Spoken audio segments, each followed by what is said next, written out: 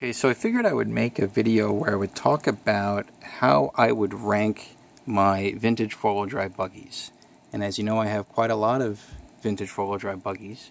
And predominantly, you can break that down into my Kyosho collection, my Yokomo collection, and my Schumacher collection. Now, I do have more than just two Kyoshos and two Yokomos and two Schumachers, but this is the representative set. So what I mean by that is, for example, for the Yokomo YZ10s, I have several works models and several sort of 94, 95 models.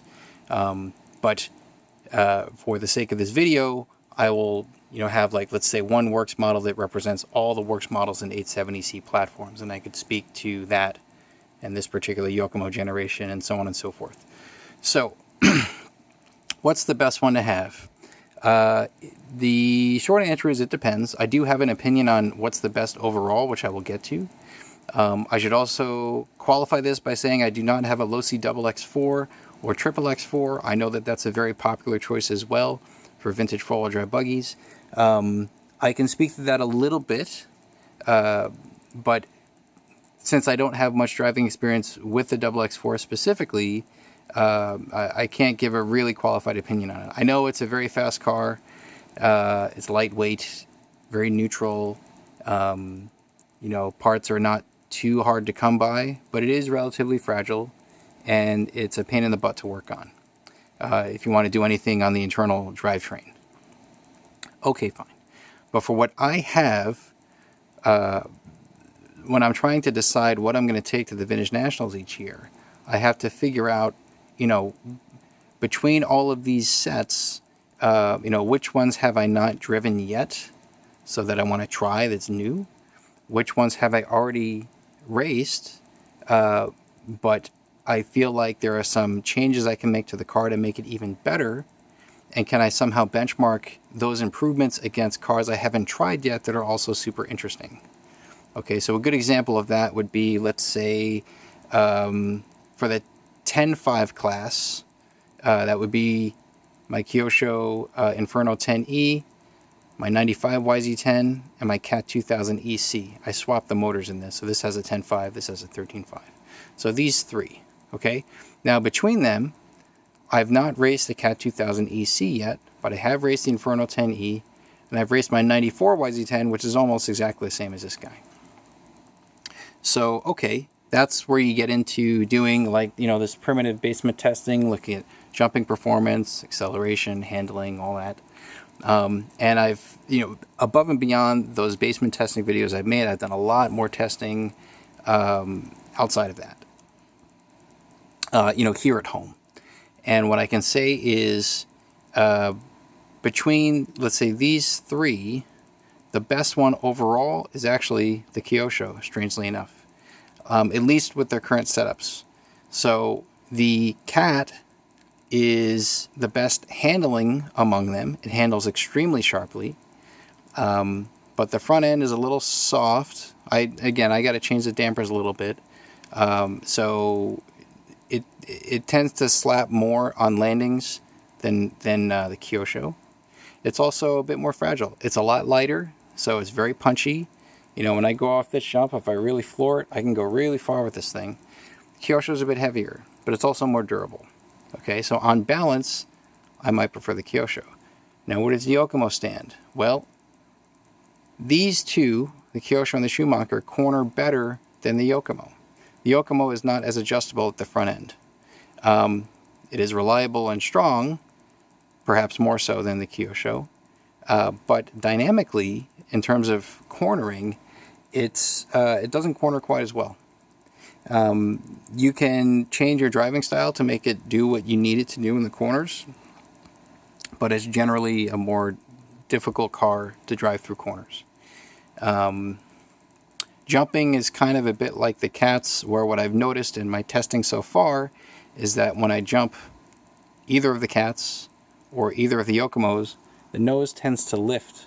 So instead of jumping nice and level and neutral, when I go off, the nose is high, and I have to tap the brakes to sort of bring the nose down and get it to land right. Now, again, some of that could be suspension setup, but that does seem to be a consistent characteristic I've noticed between both, let's say, both of these types of Yokomos and both of these types of cats. So the Cat 2000 with the stand-up shocks and the EC with the lay-down shocks, the 94, 95 YZ10, as well as the 93 Works. And I put a lot of work into setting these up to, make them behave the way I would like them to. But even still, the jumping behavior is not quite as neutral as the Inferno 10, or for that matter, the Laser. So between the 10.5 class cars, the way I would rank them is Kyosho Inferno 10E is number 1, because it's, it jumps very neutral, handles great, and is pretty strong. Easy to work on. Okay. Like ripping this apart is actually very easy. I would rank second the Cat. It's extremely nimble. Probably this is the most nimble car I have in this collection, which is really saying something because the Kyoshos have very sharp steering. This is insanely nimble. It's very light. It's very quick.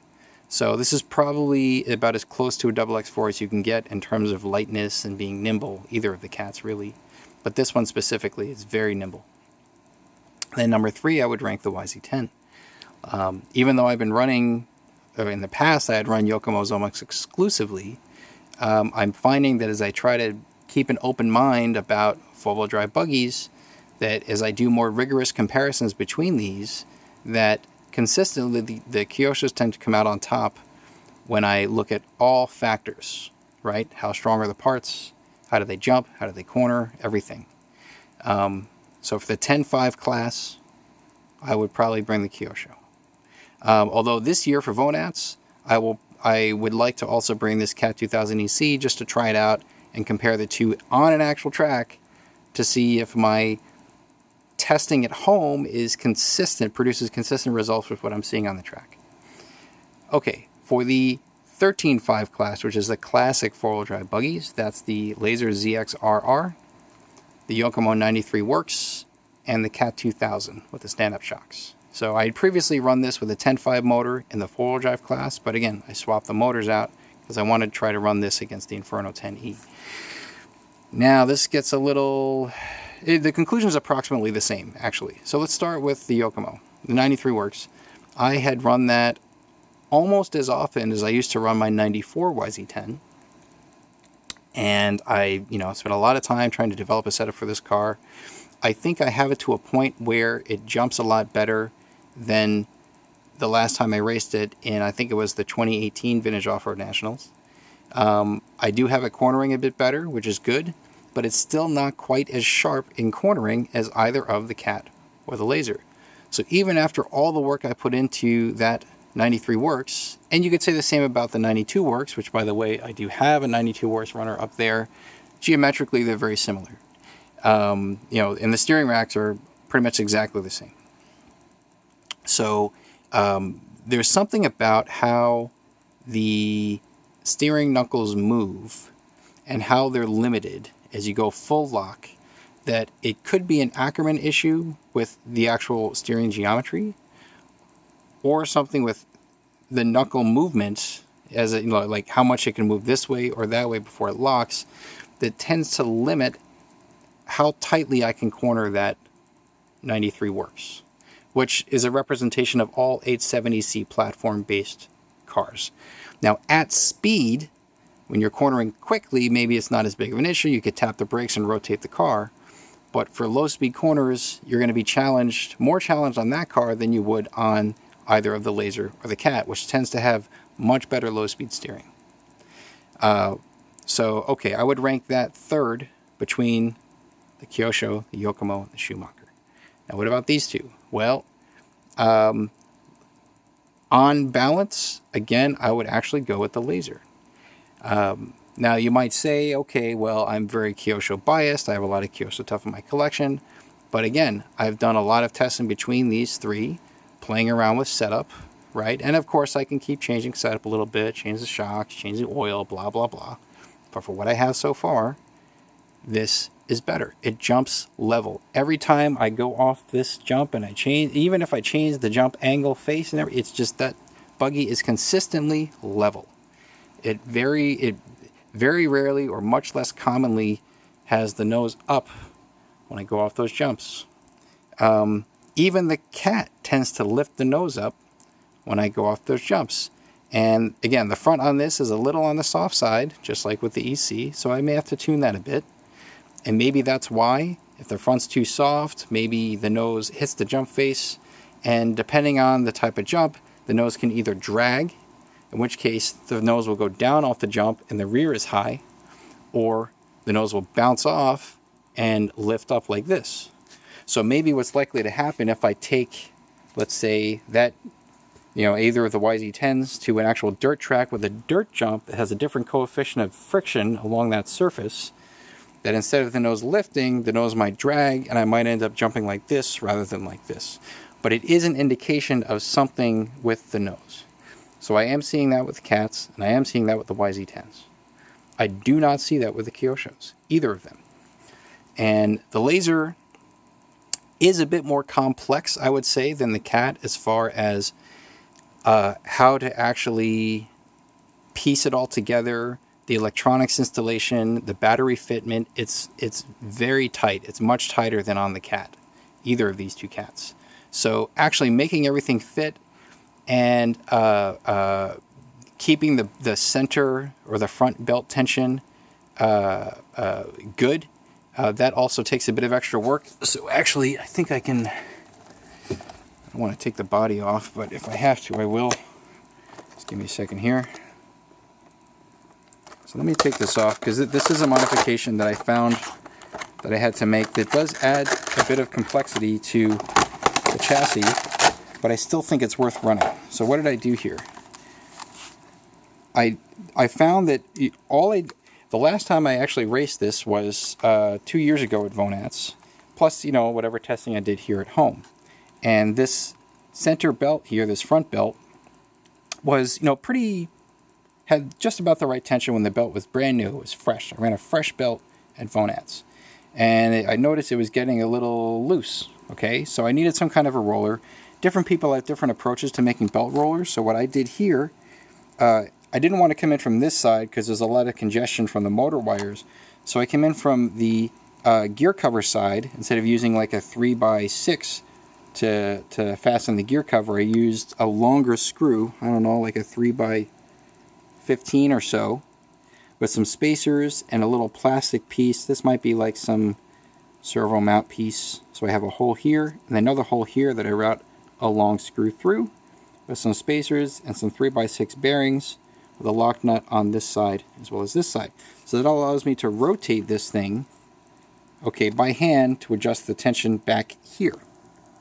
Okay, and you can see how it fits. It's like almost up against where the belt exits the rear gearbox. This is like exactly where you would want to tension the belt. Not up here, but back here. Now this is great. The only problem is if I need to replace the pinion, I gotta take the gear cover off, which means taking this thing off, which means undoing this lock nut and unscrewing this whole thing because it's threaded through this plastic. This plastic won't just slide off. So it's a bit more of an operation just to get to changing a pinion or doing something with, the spur gear or whatever. So okay, that's inconvenient. The electronics mounting, like the receiver is way over here, kind of off the chassis a bit. It's helped a bit by the under tray just to hold it in place. Speed control here, like there's not much room, unless you have a really tiny receiver, maybe you could put it here, but you don't want it to get in the way of the steering rack, right? So it's very hard and tight to mount electronics, also mounting it in such a way so that the belt doesn't grind up against any of the wires. That's a real pain. The battery fitment, right? If you have a standard saddle pack that's thicker, that's going to be a very tight fit. You need to use the thin saddle packs that are about 3,200 milliamp hours. Those will fit just barely. Or you can do like some weird shorty setup, which I haven't done. So anyway, that's tight. It's a tight fit for everything. But even considering that, I think it's still worth it because dynamically, I have gotten this setup to a point where it is better in terms of just the overall, how it handles, how it jumps, how it lands. Way better than either of the Yokomo or, for that matter, the cat. As much as I like the cat, I really, really, really like these cats. So, again, the Kyosho pair I would rank as 1. So if you're going to go to a vintage four-wheel drive buggy race and you want to know what to run, I would actually, at this point in time, I would recommend getting a Kyosho Laser or an Inferno 10 and doing the kind of work that I did on these cars. Not only are they dynamically better, they are considerably cheaper than the Yokomos. You know, I love my Yokomos. They're great, but they're crazy expensive now. If you want a 95 YZ10, you know, you expect to pay more than $1,000. And I've never paid that much for this car. I got that, you know, a couple of years prior before the prices went super ludicrous. So you'd be paying more money for a car that, although it is very good, it's not necessarily worth the money as terms of how it performs. Okay, if it costs as much as these others, which are a lot cheaper, then you're sure totally get one. But you know, Kyosho lasers, I mean, right now there's some on eBay for inflated prices, but you should expect to get a decent one for maybe $400, $500. Like that would be a really good one. You know, a worn out one, maybe $300, $350. And this is in, like, let's say 2021 time frame. Schumacher cats, those are, well, right now they're a little rare, but a couple of years ago you can get them for, you know, $200 to $300. These were actually the cheapest. So, you know, price performance, the Schumachers and the Kyoshos are a much better deal.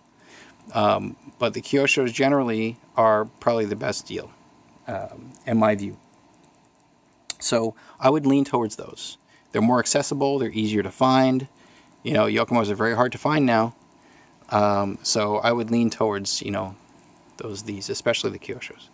So that's kind of where I was going with this. I know that, you know, there are other buggies that are in my pipeline that I still have yet to benchmark in any meaningful way, like my Cat 3000. That's still on the bench over there. I have to finish that build. I have another Cat 3000 as well, so I have to decide which one I want to be a shelfer and which one I want to be a runner. But eventually I'd like to make a runner out of one of them and compare that to these cats. And then also for the lasers, the ZXS Evolution, right? That's a longer term project. Eventually I'll get that done and see how it compares to either of the Inferno 10E and the ZXRR. Now, the ZXS Evo is not a realistic choice for any of this because most people can't even find one, let alone buy one. They're really silly. They're even more expensive than the Yokomos. But in time, I would like to think that I can have another video like this where I can try to rank them after some exhaustive or extensive testing. So yeah, in short, if you want a vintage four-wheel buggy, get a laser. They're actually really good. If you do the right things to it, they're actually really good. Okay, so that's it for now. And thanks for watching.